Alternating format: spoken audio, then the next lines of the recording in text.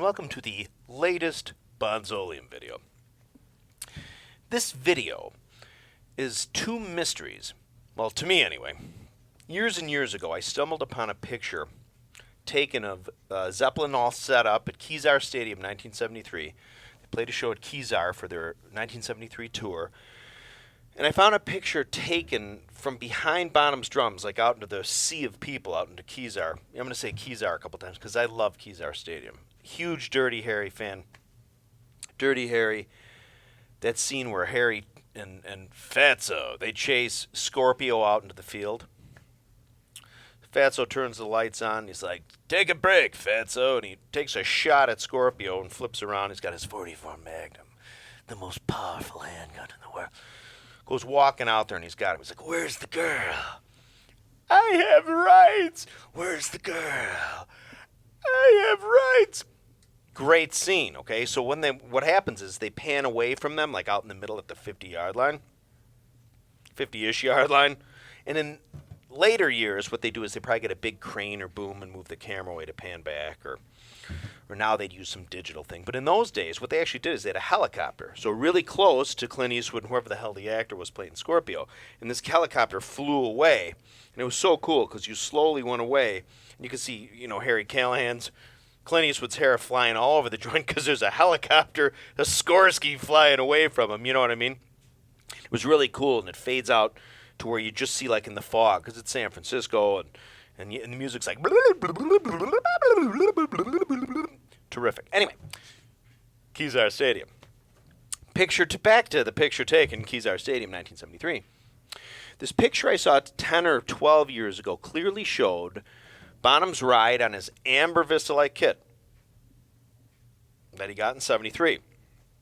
Like a brand new 24-inch Giant Beat sitting right on the kit, okay? And I hadn't been able to find that picture forever. Till last night, some dude forwarded it to me. I don't even know if he'd seen my videos where I talked about it. It's not the best resolution, or it's sort of a...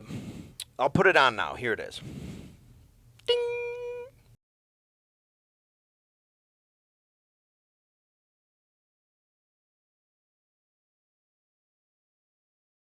That's the picture, okay? Now, years ago, I'd stumbled upon that picture, but it was a much clearer shot. You could clearly see on the ride, the 24, it said Paiste Giant Beat. Now, Giant Beats, original Giant Beats made by Paiste. Paiste literature, I think, will say 69 to 71. I think they started them a couple years before that. Maybe not. But I know they always say 71 is when they discontinued, but they didn't, though. Because I know of and have at least seen at least one personally and seen many photographs of Giant Beats from 72, 73, 74, and stories of them even from 75. Anyway, and another thing is, too, about that symbol, Bonham, there's a fella named Marcel Vogelmann, a German drummer collector. God love him. Great guy. I can't remember if I've talked to him on the phone. I might have years ago, but I sold him stuff through eBay a couple times, and we sent emails back and forth. Fellow John Bonham nut like ourselves.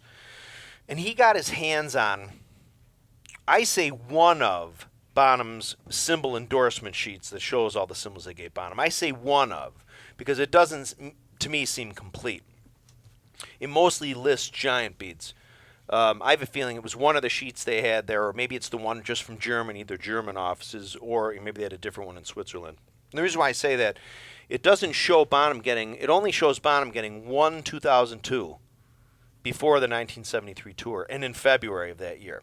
And you can clearly see in pictures in 72 of Bonham playing, and there's 2002s. You can just see him in photographs. As well as all through when you see shots from the song remains the same, Madison Square Garden, you can clearly see their 2002s. And that's July of 1973. And it doesn't show Bonham getting a full set of 2002s in this Marcel Vogelmann, or the sheet he got, till like October, or even the next year, October 73 or later. So I think it's just an incomplete sheet. But anyway, in this sheet, it does show Bonham. I think the last set of Giant Beats he gets is, and it's February 14th, 1973. Again, I'll put it on. I'll put on the Marcel. This is the clip from the Marcel Vogelmann. I sort of focused it into the actual February 14th, 1973, Valentine's Day, where he gets a 16-inch 2002 medium. Remember, according to this sheet, incidentally, it says it's the first 2002 he ever got. and the only one before the 73 tour. But it also shows this full set of Giant Beats he gets. Incidentally, the 18 in the set of Giant Beats he gets, there's a little note to the right marked heavy. So they probably whipped him up an actual slightly heavier one.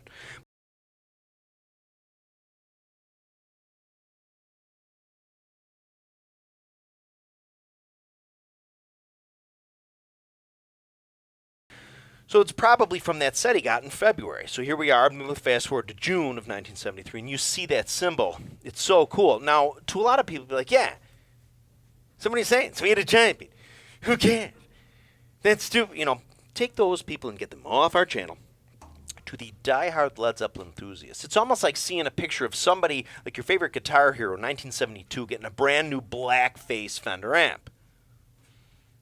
It's like, but they were silver, you know, that type of thing. So, anyway, for me it's great because I kept looking for this picture. I couldn't find it. This dude emailed it to me yesterday. Again, I posted it, and I'll post it again. Ding!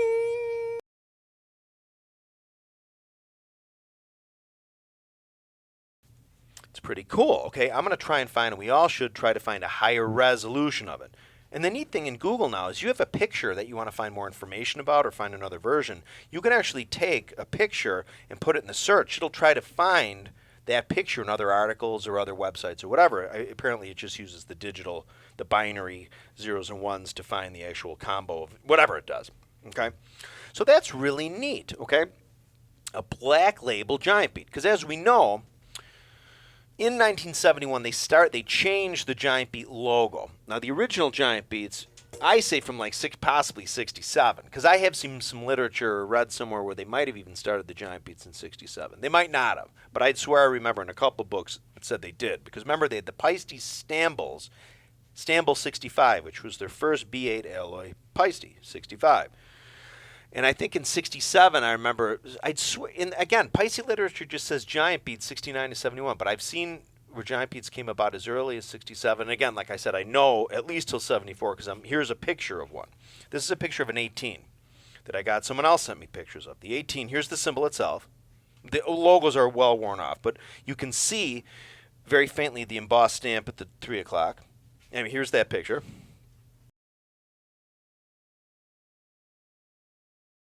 And here's a picture of the close-up of the serial number, which you see begins with 4.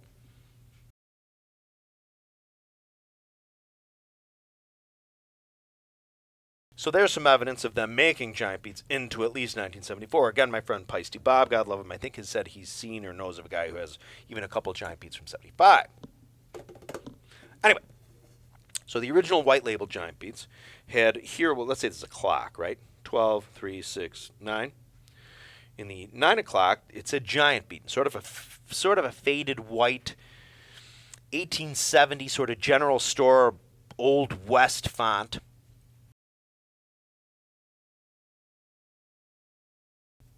And then in the 3 o'clock position was an embossed stamp, which means they actually they either rolled it in or they pressed it in. Okay.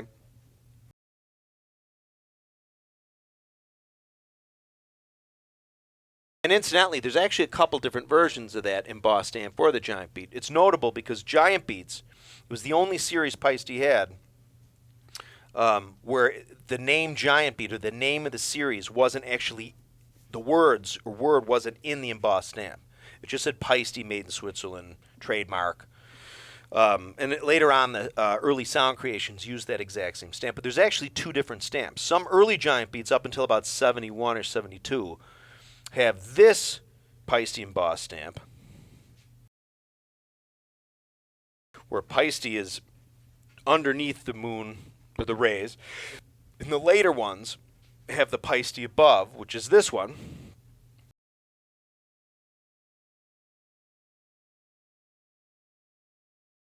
Which you also saw in earlier sound creations. Anyway, so your quick Paiste Giant Beat lesson. So, there it is. The picture showed up. If anybody else can find a clear picture of that, I think it's just the coolest thing. I mean, right off the bat, to see any picture of just Bonham drums. You know what I mean? I know there's a fella that was asking on one of the forums of, he just wanted to see pictures taken behind Bonham's kit. If you haven't seen anybody else, type in Led Zeppelin Minneapolis stage. If you type that into Google, you'll see a picture somebody took, a picture from behind Bonham's kit. It's sort of a distorted fisheye thing, but it's really cool. This particular one from Kizar, and I know they're out there. Those are totally cool pictures. But again, it's so cool to see them in a black label Giant Beat, an original. Again, a lot. The funny thing is, a lot of younger guys, they don't even know. I mean, God bless them. You get older, you don't realize how much time goes by. I'm gonna have to empty that dryer pretty soon. I'm a domesticated animal. But you don't realize how much time went by. I mean, 2005 they came out. It's 2016. That's 11 years ago. So some dude that was like 11 years ago, like Giant Beat, Schmiant Beats. The deal is to him, get out of here, I'm making a video. What are you doing? I have an intruder. Don't say anything. No other voices allowed on the video. Those are oh wait, I don't know if those are clean. Hang on, people. What's in it?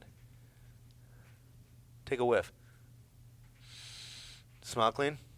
Then they're clean. All right, so anyway. So here's the deal. So, but they don't understand. If they don't know, I mean, to them, man, an 18-year-old dude or 19-year-old guy or gal would be like, well, Giant Beats have always been around because they were 7 when they were reintroduced. Anyway, so of course the reissues have a black label on them, just like the last version of the original Giant Beat. So, in any case, so that's the mystery number 1, the Giant Beat on the 1973 tour. I will say, I noticed in the footage from Madison Square Garden, where they shot the footage, well, most of the footage from the song remains the same, the stage footage, but a lot of the stuff in song remains the same, like the backstage where they're chasing that guy tripping on LSD and stuff. That's from Baltimore. That's from a couple stops before New York. As is when Robert Plant's telling some story about something. He says, bash, or something like that. And Peter Grant ripping that guy a new arsehole about the pirated stuff. That, I think, is Pittsburgh or Baltimore. Anyway, but you do see in the footage of them from New York, where there's a couple overhead shots, you can see they're all 2002s, even the ride. Anyway, I just think that's kind of cool for the diehard fellow Led Zeppelin, John Bonham, Paiste geek. 2, the second mystery is the Thermogloss. Remember the kit Bonham got, his first official kit with Led Zeppelin, the Thermogloss Natural Maple Ludwig kit. Now that kit came with 2 bass drums. A fellow named Paul Thompson owns it now. He's the drummer in Roxy Music. You can see pictures of him with the kit in the John Bonham book, A Thunder of Drums, that came out. And I actually got to ask, I asked Paul Thompson a couple questions about the kit, because here's the thing. In many pictures you see Bonham playing his Thermogloss kit, 1969, 1970. In a lot of the pictures, that bass drum looks like it's 16 inches deep. Not all of them. There's a lot of pictures where he's playing where you can clearly see it's 14. Remember, with the 26 diameter and a 14-inch depth, it's easy to spot, because remember, like a 22 by 14 would be like this, but a 24 and a 26, you can just really tell. It looks really shallow in side pictures. It really does. I mean, perfectly from the side, it looks really shallow. But in a couple of these shots, and it's just the Thermogloss. I've never noticed the phenomenon on the green sparkle, the amber, or the stainless. Couple just shots of these Thermogloss sometimes. It looks like that bass drum's a 16-inch depth. And here's a real quick shot I found. I have some other shots I saved about it on the computer so I could compare and show, but I can't find them for some reason. That show, like, clearly, to me, it appears to be a 16-inch depth. But this one, from Communication Breakdown promo that they did, I think, for Japanese TV. You can find it if you type in Communication Breakdown Japanese TV, or you'll see the promo video. They're miming to it. You know what I mean? Bonham's just kind of. A couple times he hits the cymbal. He goes da da da da da da da. He goes up and down with the stick. You know the video on YouTube. Well, what I did is I took a still from that, because you can see his right bass drum from his point of view looks to be deeper than the 14 on his left. So, but us though, when we're looking at the picture, which I'll put it up right now.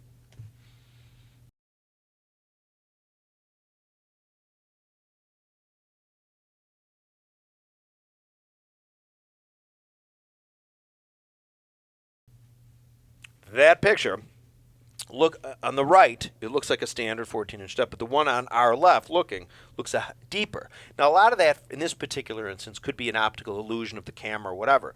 But again, I've seen numerous pictures where, God, I would swear that's a 16-inch depth. And a lot of other diehard Zeppelin foaming at the mouth people have agreed with me. In fact, they brought it up to me sometimes. They said, Terry, have you ever noticed where it looks like, sometimes the Thermogloss? I'm like, yeah! And then we talk for 7 hours about it. I could talk forever about this. That's why I'm hypomanic when I go on about it. But here's the reason why I'd put a little credence in it. Carmine Appice, or Carmine Appice, or Appice, however you say, I think it's Appice. In fact, I know it is because he corrected somebody once. But anyway, his double bass Thermogloss clit. Sorry, I bit my tongue earlier, and I think it's swelling up. It's kind of like that. But anyway, his kit, his thermo kit, which is pretty much what Bonham got, more or less the same. I think Carmine Appice's was 26 by 16. I think a 15 rack, 18 floor, and a 20 or 22 inch floor tom. But Bonham, got the 12 by 14 and the 16 and the 18 and then the 226s. But Carmine's was originally 16 inch bass drum depth, and I wonder if maybe one or two of the bass drums, or at least one of the bass drums Bonham might have initially gotten from Ludwig might have been 16 inches deep. We never know, but I'm telling you, I'll try to, in other videos, I'll post some pictures. I can try to find some I have, but there's some pictures where it looks so much like a 16 depth, and some other ones where it looks so much like a 14. Anyway, those are two Bonham mysteries that I wanted to talk about. More Led Zeppelin and other mystery videos coming up later. So, again, I want to thank a lot of folks who really seem to like my videos, which makes me happy because I love making them. So, again, more videos on the way, a lot more regular lesson videos, and some more covers. It's fun playing the covers. The neat thing about the covers is you're not just playing like the arrangement, like here we go from a chorus to whatever, but you're playing, remember, the drummers, like Bonham, it's a particular time footprint they played. You're really playing to their footprint. You got to remember, when he came in with this downbeat or whatever, did he slightly rush it, did he drag it? There's sort of an art to really play into those, sort of. You know what I mean? I think I do a pretty good job. But I see it that way. It's just kind of fun to play. The older I get, I don't have the patience to like memorize each and every little thing he did. I'm 47 now. I just turned 47. 20 years ago, I would have. When you get older, you just don't care. You know what I mean? Not in a bad way. You just don't. But more videos on the way. Again, thank you for enjoying my videos. If you haven't subscribed, please do. Tell your friends. Did I say there were more videos on the way?